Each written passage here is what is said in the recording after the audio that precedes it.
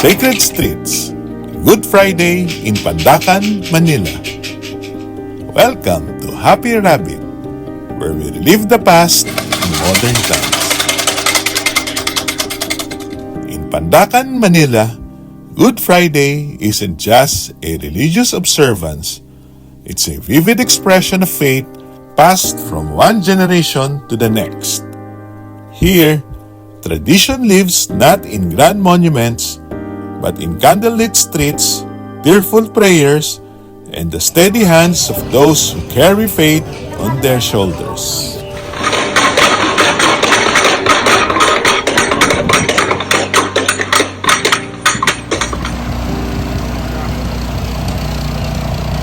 Faith that withstands fire and time.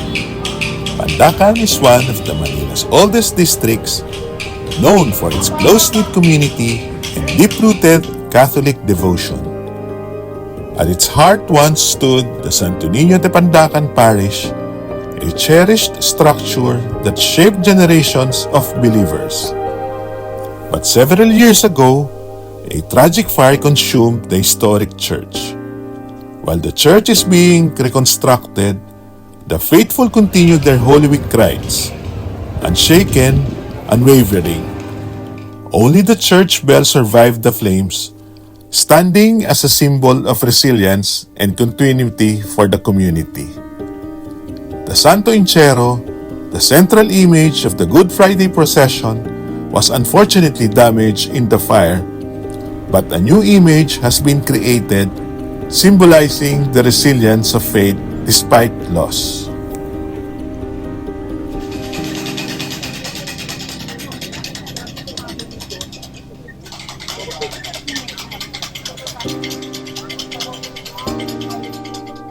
A walk of devotion. On Good Friday, as the heat of the afternoon sun bears down on Pandacan, the streets come alive with a quiet reverence. Despite the scorching temperatures, devotees gather year after year to participate in the procession of the Santo Enchero, walking solemnly with candles in hand as a lifelike image of the deceased Christ lies in glass casket, gently carried through the neighborhood.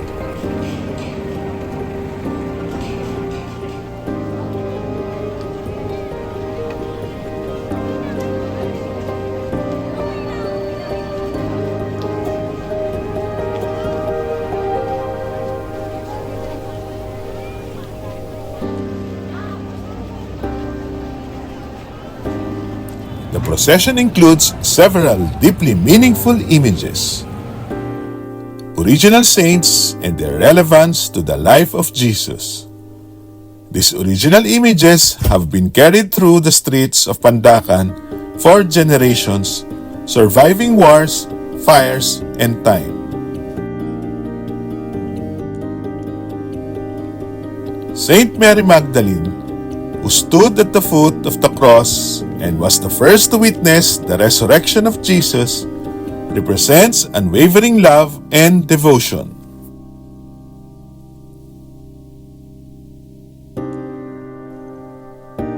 Saint John the Baptist, who baptized Jesus in the Jordan River, symbolizes repentance and the call to prepare for Christ's coming.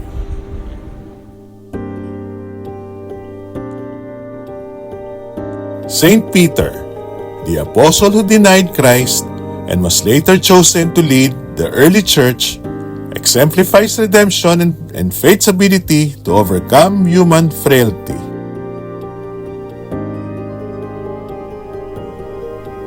Mater Dolorosa, the sorrowful mother, whose image symbolizes the deep pain of Mary as she witnessed the death of her son.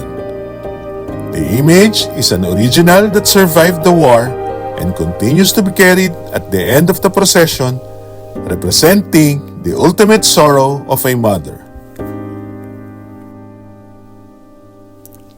New additions to the procession.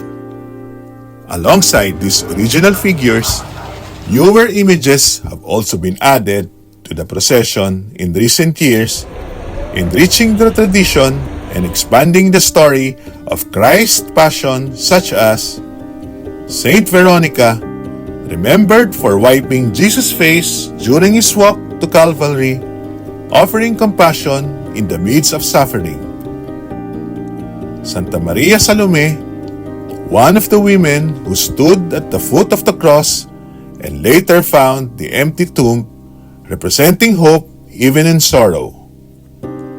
These new additions continue the tradition, bringing to light different aspects of Christ's life and his passion.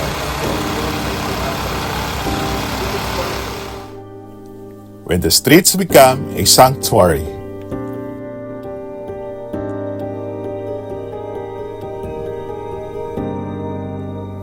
Some walk barefoot, others carry rosaries.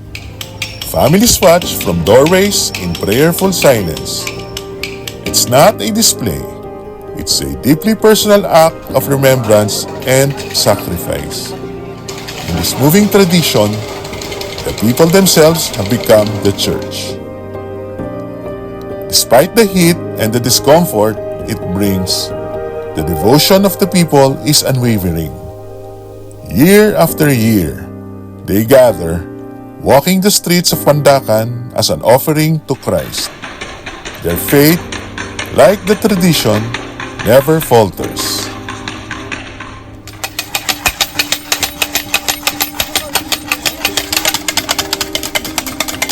Despite loss, displacement, and change, Pandacan continues to honor its heritage with dignity and love. Good Friday here is not just a reenactment. It's an unbroken thread of faith.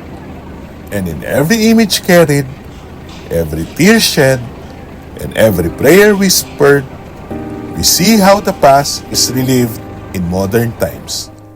Not as nostalgia, but as living heritage.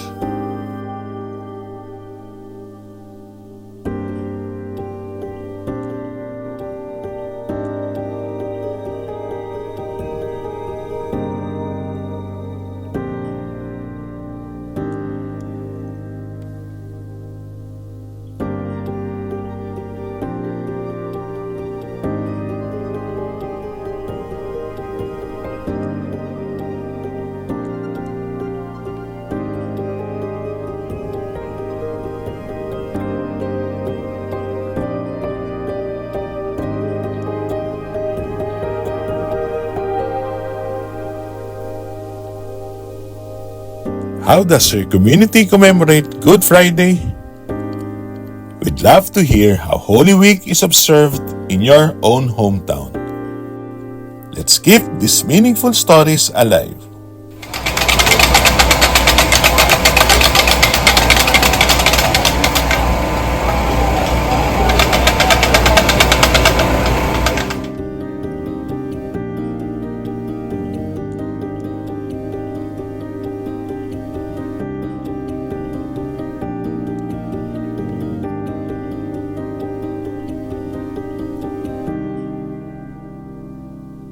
Share and subscribe to Happy Rabbit for more journeys through culture, history, and heritage.